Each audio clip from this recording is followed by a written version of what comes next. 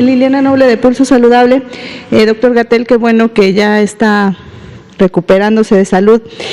Quisiera preguntarle, doctor, discúlpeme por favor, pero es con la intención de que la gente conozca un poquito sobre la enfermedad. ¿Qué le hizo suponer de primera instancia que usted estaba enfrentándose a la enfermedad de la COVID-19 y en este mismo trayecto que le hizo pensar, usted tiene una ventaja versus los que no somos médicos, pudo detectar a tiempo ese momento en el que la enfermedad podría llegarse a convertir en algo severo y usted buscó la ayuda de un hospital?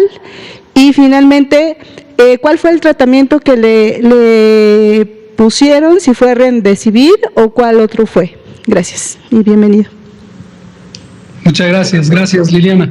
Con mucho gusto. Como he comentado en muchas otras ocasiones, y lo vuelvo a explicar, no solo sobre mi persona, sino sobre otras personas de la vida pública que han estado enfermas, es importantísimo no confundirnos entre lo público y lo privado.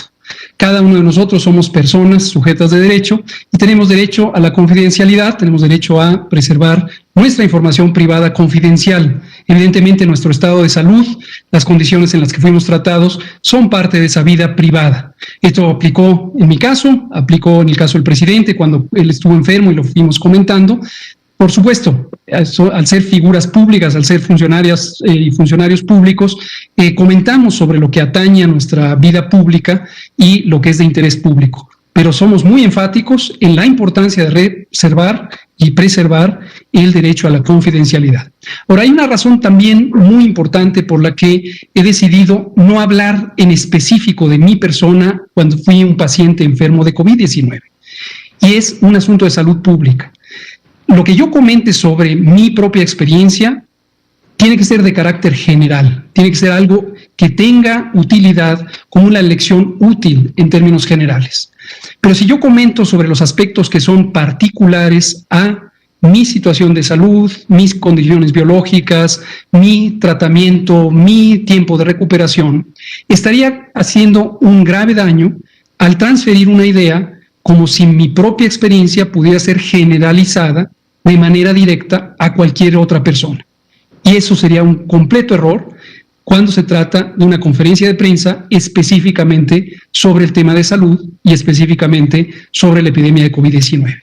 Cualquier persona que escuchara cómo le fue a esta persona, a Hugo López Gatell, podría empezar a hacer conjeturas sobre lo que es correcto o incorrecto de tratamiento, o lo que es correcto o incorrecto sobre los signos clínicos de alerta, y tratar de sacar conclusiones en su propia vida personal o la de sus familiares.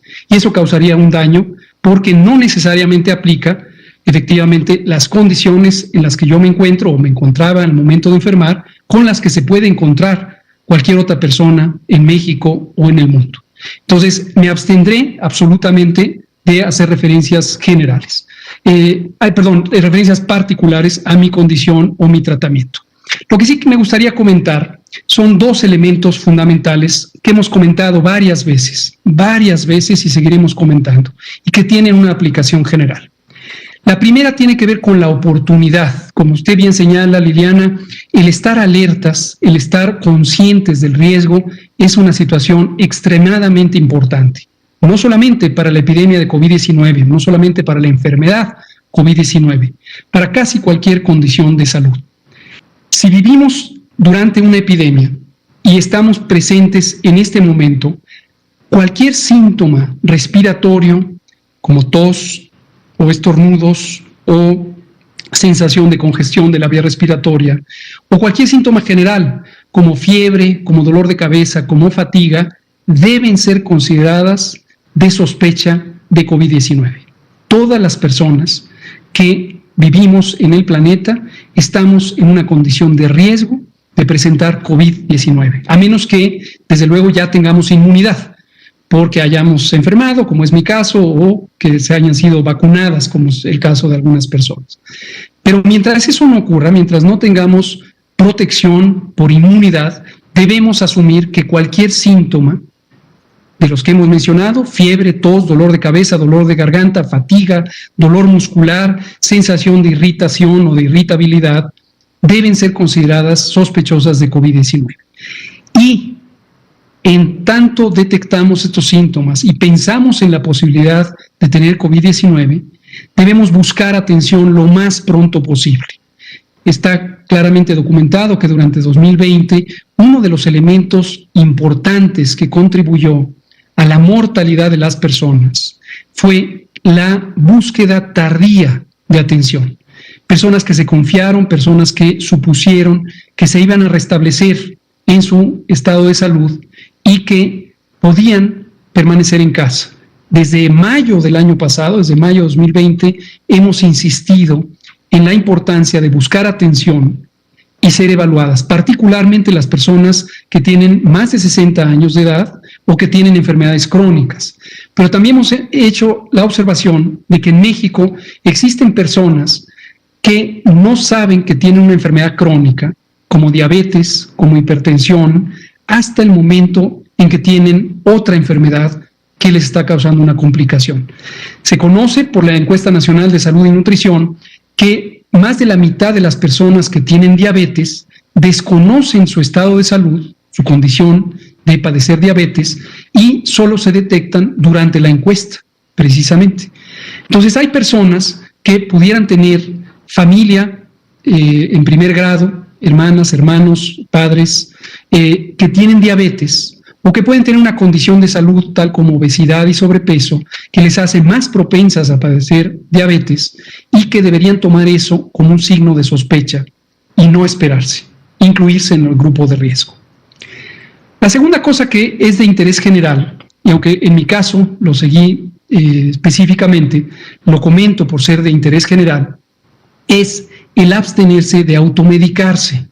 En mi experiencia concreta, este es lo único que voy a mencionar sobre mi experiencia concreta, yo presenté fiebre el viernes 19 de febrero y tuve fiebre también el sábado y un poco del domingo.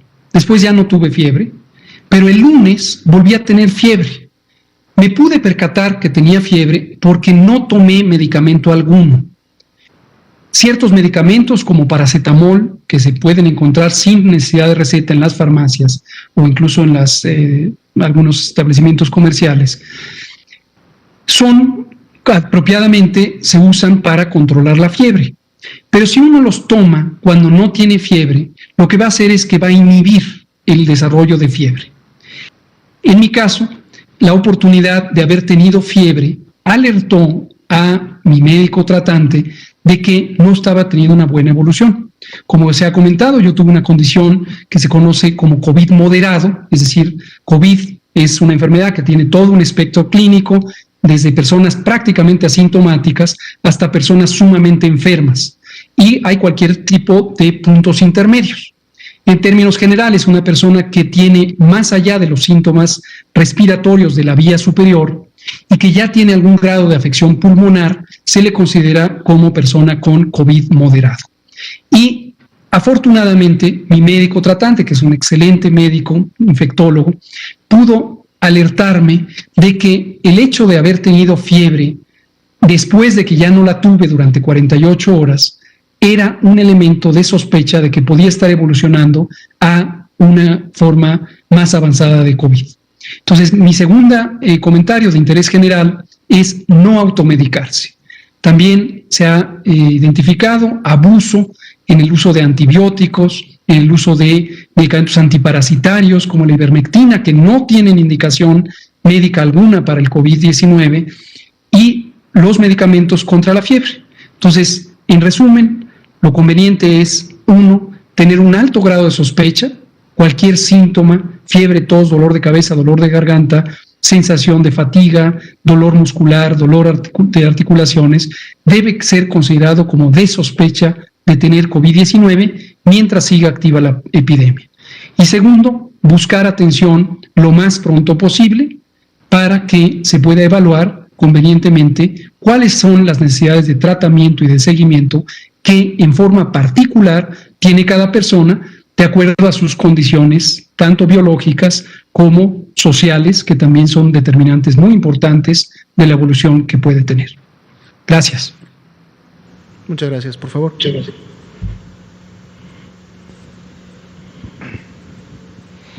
¿Qué tal? Muy buenas noches. Juan Hernández del periódico Basta de Grupo Cantón. Doctor, muy buenas noches. Estoy pensando cómo hacer esta pregunta, pero mire, el día de hoy está circulando en varios, está circulando una nota de un periódico de circulación nacional en donde habla de su reaparición, pero habla de su reaparición en la colonia Condesa.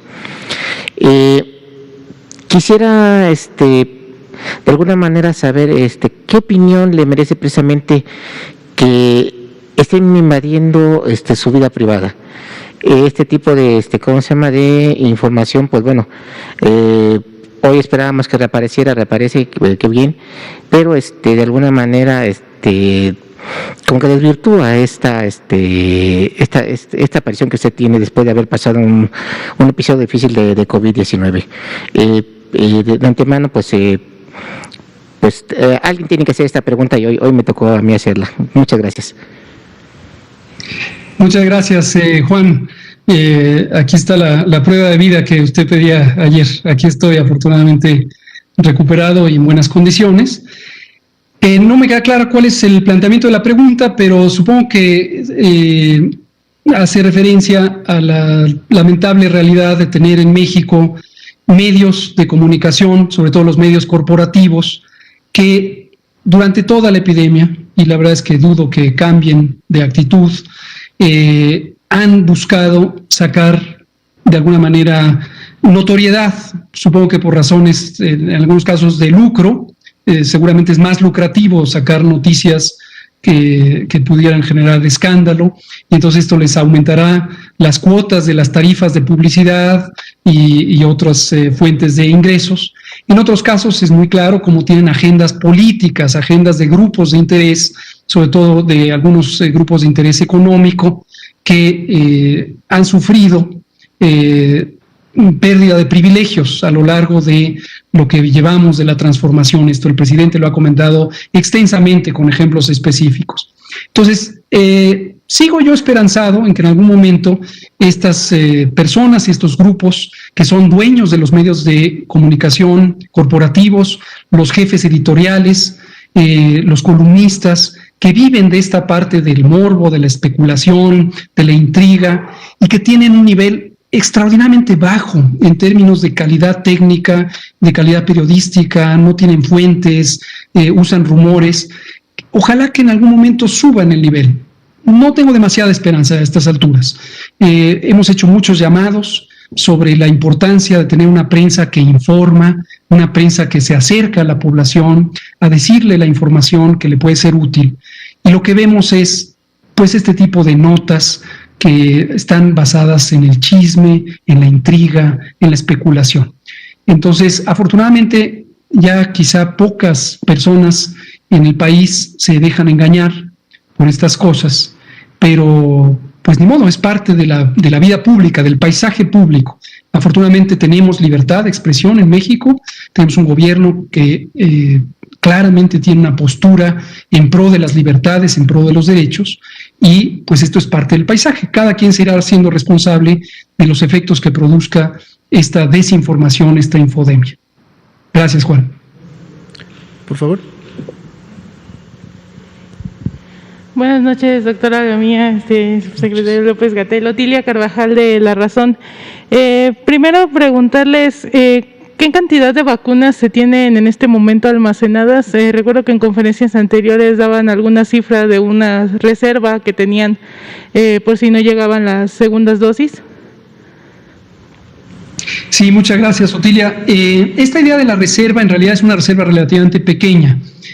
No hay una cantidad fija que esté programada a reservarse. Depende más de la logística de distribución de los embarques. En algún momento habíamos guardado unas 35,000 dosis de la vacuna Pfizer, justamente en antelación a ese periodo de 3 semanas en donde tuvimos un retraso en la entrega. El propósito es ese exactamente, el prever cualquier condición que pudiera inhibir la posibilidad de utilizarlas, y no queremos correr riesgos de que haya personas que se queden sin recibir la segunda dosis de vacuna en el tiempo adecuado. Recordarán que nuestro grupo técnico asesor siguiendo sus propias convicciones y su propia evidencia científica, además de las recomendaciones de la Organización Mundial de la Salud, nos situó en 35 días el intervalo entre la primera y la segunda dosis como un intervalo de seguridad. Pero este es el propósito de estas reservas. En realidad son reservas temporales de muy corto plazo, a veces un par de semanas, a veces un poco más, que nos ayudan a redistribuir de manera más eficiente cuando existe algún retraso en la logística.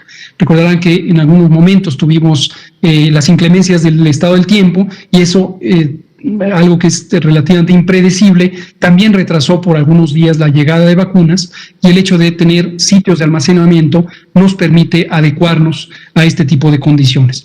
Hemos recibido más de 5,5 millones de vacunas, hemos puesto 3 millones de vacunas, entonces la diferencia son las que están justamente en tránsito. Algunas están en los centros de reserva básicos, que son 16 unidades, las presentó ayer o anteayer el doctor López Ridaura, y le llamamos nodos de almacenamiento primario. Es los sitios a donde llegan, que están más cerca de las entidades federativas, y después a partir de un mismo sitio o nodo se distribuye a 2 o 3 o 4 entidades federativas, pero están en constante flujo. Y la meta es que tengamos la mayor velocidad de aplicación para que pasen el menor tiempo posible en estos sitios de almacenamiento temporal. Sí, entonces, ¿cuántas vacunas serían en este momento las que están en este estado? Yo creo que le actualizamos a reserva que el doctor Alomía tenga en este momento a la mano el dato, pero es lo que acaba de presentar el doctor López Ridaura ayer. Le pido, si es tan amable, de ver una diapositiva que puso el doctor López Ridaura, donde hay 16 unidades. Hay un mapa de la República Mexicana, están algunos estados señalados en verde oscuro, y hay una lista de 16 centros hospitalarios mayormente que con la cantidad de vacunas que tienen. Ahora, esta es una información de vigencia muy corta, porque en la medida en que empecemos a utilizarlas, las de Sputnik que llegaron hoy, las de Pfizer, 600,600 que llegaron ayer, esta información irá cambiando. Cuando llegue el nuevo embarque de Pfizer el próximo martes, pues se volverá a llenar los refrigeradores, y conforme se pone, se vuelven a vaciar. Gracias. Y también preguntarle, habían mencionado que después de los 14 días en promedio una persona ya no es contagiosa de COVID. ¿Cómo una persona podría saber si ya no tiene síntomas, como fue su caso? ¿Se tendría que volver a hacer una prueba para asegurarse de que ya es negativo y ya no puede contagiar? Qué bueno que lo menciona. Hace un rato que yo hablé de mi caso, y esto lo relaciono con lo que me preguntaba Liliana Noble. Justo ilustra el punto de lo que le respondí a Liliana hace un rato, de la importancia de no confundir los casos particulares, una persona en particular, en este caso yo, que me lo preguntaron, con respecto a reglas generales. Tan pronto comenté hace rato en la introducción el hecho de que me hicieron una prueba esta mañana y que siguió saliendo positiva, me escribieron mis amigos médicos preocupadísimos de que estaba yo causando ruido por el hecho de hablar de un caso particular que podía estar llevando a conclusiones generales. Entonces, así es la situación. En términos de las recomendaciones generales, los Centros de Control de Enfermedades de Estados Unidos, los famosos CDC, acaban de emitir un documento hace 48 o 72 horas donde actualizan las recomendaciones respecto al seguimiento de las personas que han tenido COVID-19. Este documento es semejante a uno que se publicó hace varios meses y que a nosotros nos sirvió de referencia para la guía mexicana al respecto del seguimiento de personas que han tenido COVID-19, que está publicado en el portal coronavirus.gov.mx. Y en esta actualización de los Centros de Control de Enfermedades, que nosotros mismos ya lo estamos estudiando para ver las oportunidades de actualizar la guía en México, se comenta que en general, a 10 días del inicio de los síntomas, las personas que tienen COVID leve y COVID moderado tienen una resolución completa respecto a la carga viral. Le llamamos carga viral a la cantidad relativa de virus activos que se encuentran en la vía respiratoria y que pueden en un momento dado ser expelidos a partir de las gotas, gotículas y aerosoles como material contagiante. Entonces, personas con COVID leve y COVID moderado, que representan más de 85% de los casos de COVID, ya a 10 días del inicio de los síntomas, ya no tienen capacidad contagiante. Personas con COVID grave, COVID que requirió hospitalización, personas que requirieron hospitalización más avanzada porque tuvieron un daño pulmonar avanzado, pueden tardar varios días más, en algunos casos hasta 3 o 4 semanas. Y en general, en términos generales, se recomienda que las personas ya no se sigan haciendo pruebas porque el hacerse pruebas puede llevar a la detección de cantidades de virus que ya son irrelevantes respecto a la capacidad contagiante, pero que todavía aparecen en una prueba tan sensible como la PCR.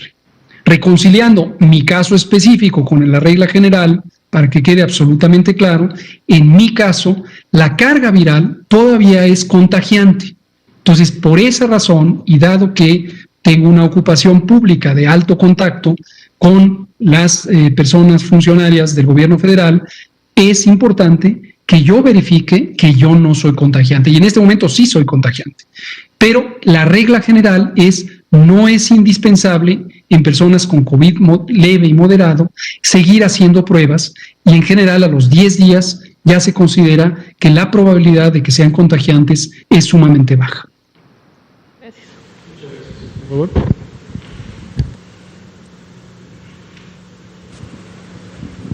Gracias. Buenas noches, doctora Lumía. Los saludo. Le mandamos un saludo al presidente Andrés Manuel López Obrador también con mucho respeto. Y doctor Hugo López-Gatell, qué gusto nos da volver a verlo, qué gusto volver a tenerlo aquí presente, escucharlo, saber que está bien, dando muestras de vida, como lo comentó aquí nuestro compañero. Estoy seguro que mucha gente, millones de mexicanos están muy contentos de tenerlo por aquí. Mis queridos suscriptores todo el tiempo me decían, pregunta cómo está el doctor Hugo López-Gatell, pregunta cómo está el doctor. Qué bueno verlo aquí, doctor, y si me permite, con todo respeto, haciendo alusión a una máxima del doctor Patch Adams, comentar una frase muy mexicana aplicable para estos casos. Ya ve, doctor, por tomarse las frías. Sin más por el momento, me gustaría hacer una pregunta porque ya me extendí en este punto. Ya que una persona tuvo coronavirus, quisiera preguntarle me confundí. Para una persona que ya se vacunó, se aplicó la vacuna de coronavirus, y para el momento en el que se pueda aplicar la segunda vacuna, la segunda dosis de esta vacuna, pudiera contraer el virus, y al momento en el que le toque el calendario, su segunda dosis, estuviera contagiada, tuviera síntomas y estuviera activa con coronavirus, ¿se podría aplicar la vacuna en este caso, aunque esté infectado de coronavirus, o tendría que esperarse a que se le pasaran los 10 días, la fecha, y después vacunarse, pero ya no estaría quizá aplicándose en su territorio, el adulto mayor, en este caso que están siendo vacunados, ya no estaría quizá aplicándose en su territorio? ¿Cómo le podrían hacer aquí las personas que pudieran salir positivas? Muchas gracias. Bienvenido, doctor. Gracias, muy amable, Miguel. Aprecio mucho los comentarios y también la pregunta. Esta es una pregunta que qué bueno que surge, y ojalá siga apareciendo la pregunta para que todas y todos lo tengan claro y no se vayan a quedar sin vacuna. En general, se recomienda, para usar una vacuna, que las personas gocen del mejor estado de salud posible. Desde luego, hay enfermedades crónicas que no se pueden quitar, pero incluso se prefiere que las personas se encuentren en las condiciones de mayor estabilidad. Una persona que tiene diabetes, por ejemplo, y que usa tratamiento, se le recomienda que días antes de ser vacunada, optimice su tratamiento, se tome todas las pastillas, siga la dieta, para estar en las mejores condiciones. Lo mismo con la hipertensión o con cualquier otra enfermedad crónica. Respecto a enfermedades agudas, es decir, enfermedades que aparecen en cortos periodos de tiempo y que pudieran causar fiebre, como ocurre en una gran cantidad de las infecciones, se recomienda que las personas no sean vacunadas si es que han tenido fiebre en un periodo cercano. Es arbitrario cuántos días. En general se recomienda que sea 10 días, pero es completamente arbitrario. Se pudo haber planteado 9 días o 15 días.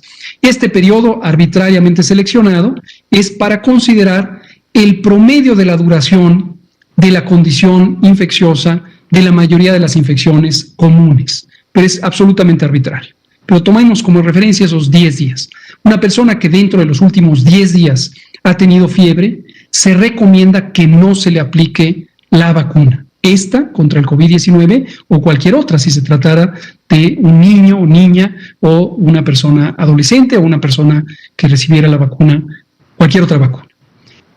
La razón principal es para evitar confundir los síntomas derivados de una infección con los síntomas que podría causar un evento supuestamente asociado a vacunación.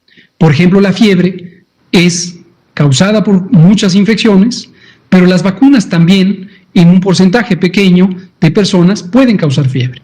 Entonces, si se pone la vacuna y la persona al día siguiente presenta fiebre, no se puede saber si es por un proceso infeccioso que ya venía o por una reacción en la vacuna.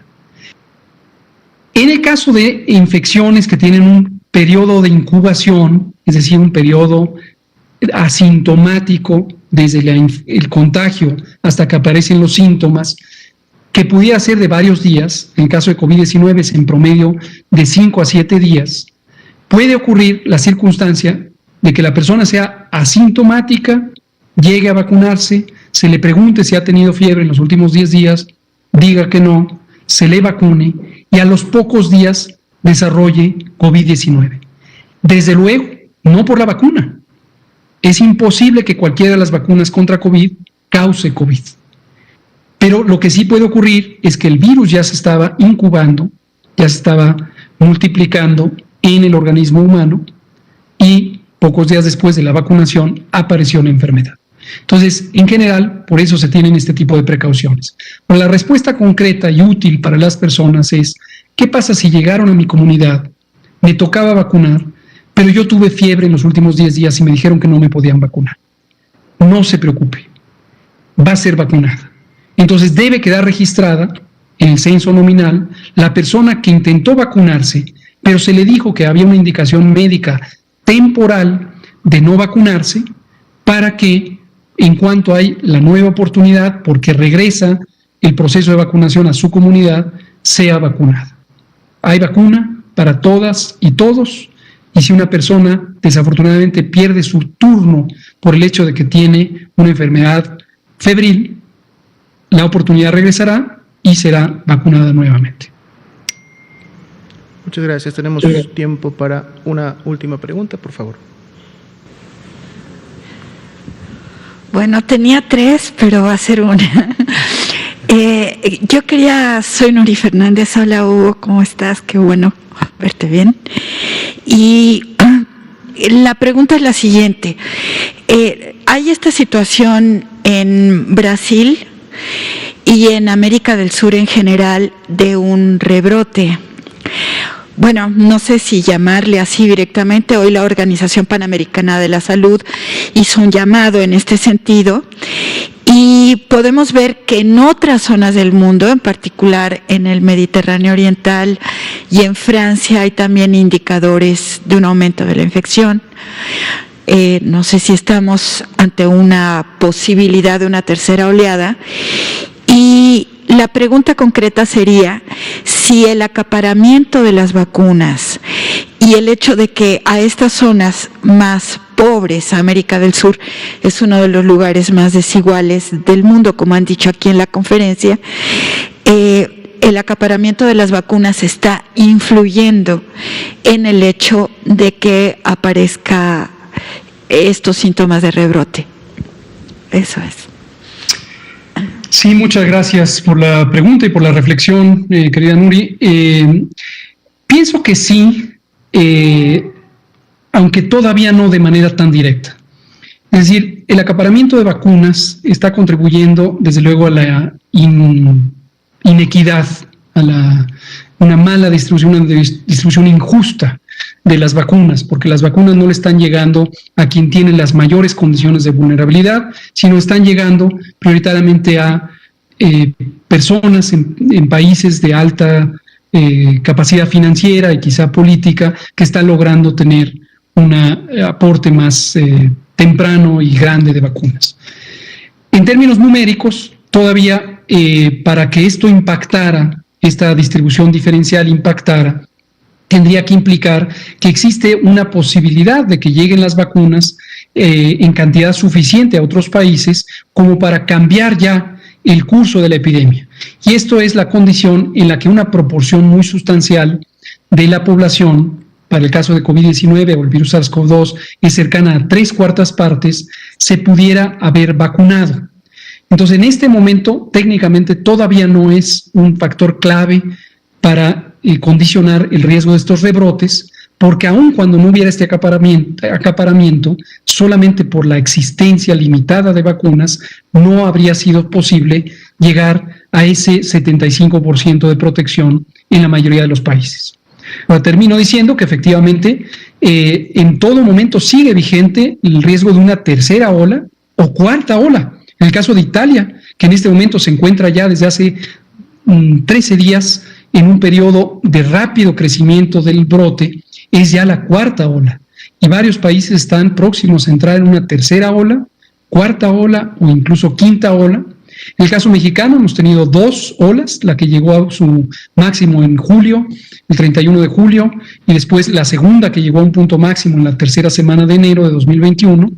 Llevamos 5 semanas a la baja, esperamos que siga por este curso, pero como lo hemos advertido una y otra vez, ningún país tiene garantizado que la epidemia no rebrote o no resurja o no vuelva a estar activa en cualquier momento. Entonces, las medidas de precaución, la sana distancia, el abstenernos de ir a sitios concurridos, el uso del cubrebocas, particularmente en los sitios cerrados, la detección temprana de síntomas, el atendernos tempranamente, son medidas de precaución que debemos seguir hasta que la epidemia ya se mantenga completamente estable y hasta que tengamos un nivel de protección superior a 3/4 partes de la población por la vía de la vacunación principalmente.